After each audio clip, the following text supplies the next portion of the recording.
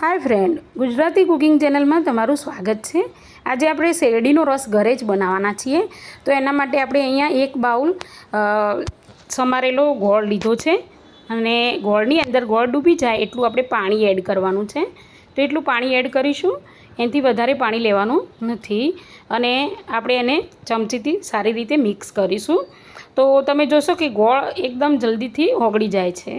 તો આ રીતે એને મિક્સ કરી અને આપણે થોડીવાર એને રહેવા દેવાનું છે। સારી રીતે મિક્સ કરી લઈશું ગોળ અને સરસ મજાનો શેરડીનો રસના જેવો જ ટેસ્ટ આવે છે, સારો એવો। હવે ત્યાં સુધી આપણે એક જુઓ 5 મિનિટ પછી આપણે સારી રીતે મસ્ત મિક્સ થઈ ગયો છે। ક્યાંક ક્યાંક અંદર રહી ગયો છે, એ મિક્સર જારમાં સારી રીતે મિક્સ થઈ જશે। તો સરસ મજાનો રસ બની ગયો છે।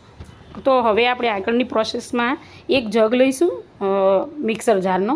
એની અંદર આપણે નાખવાનું છે જે એ છે ગોળનું પાણી આપણે જે બનાવ્યું એ એડ કરવાનું છે અને એ એડ કર્યા પછી એની અંદર આપણે ફુદીનો અને તુલસી બંનેના પાન લીધા છે। મેં 6-7 તુલસીના પાન લીધા છે અને 17-18 જેવા મેં અહીંયા ફુદીનાના પાન લીધા છે, સારા એવા, તો તાજા, તો એ લેવાના છે। પછી આપણે જે સાદું નમક આવે છે એ નહીં, પણ આપણે દેશી નમક નાખવાનું છે અને અહીંયા આદુના કટકા મેં મિક્સ કરી અને નાખ્યા છે સોલી અને પછી લીંબુ, એક લીંબુનો સારો એવો રસ રેડવાનો છે અંદર, તો એ પણ એડ કરી લઈશું અને થોડું મીઠું એડ કરી લઈશું। તો આ બધું મિક્સર સરસ રીતે તૈયાર થઈ જાય એના પછી આપણે એને મિક્સરમાં મિક્સ કરવાનું છે। તો આનો ટેસ્ટ ખરેખર શેરડીના રસ જેવો સુંદર આવે છે અને આ તો મેં છે ને તુલસીના ફ્લેવરનો બનાવ્યો છે। હવે થોડું આપણે કોલ્ડ પાણી લીધું છે, કોલ્ડ પાણી એડ કરીશું, ત્યારબાદ મિક્સર જારમાં આપણે એને મિક્સ કરી દઈશું।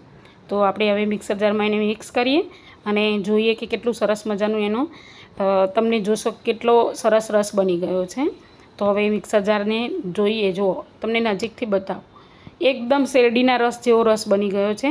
અહીંયા તુલસીના પાન અને ફુદીનાના પાનના લીધે એનો કલર પણ સારો એવો ગ્રીન પકડાઈ ગયો છે અને એનો ટેસ્ટ બહુ જ મસ્ત આવે છે। તો આપણે હવે આને ગાળી લઈશું। તો એક બાઉલની અંદર આપણે એને ગાળી લેવાનું છે। તો સારી રીતે બધો મિક્સ કરેલો લિક્વિડ છે એ સરસ રીતે ગાળી લઈશું, એટલે જેથી કરીને અંદર ફુદીનાના કે પેલા આદુના કેવા નાના મોટા પીસ રહી ગયા હોય એ આપણે એને કાઢી લઈએ, જેથી કરીને સારી રીતે પીતા ફાવે। હવે આ જે છે બની ગયું એને આપણે ગ્લાસમાં કાઢીશું।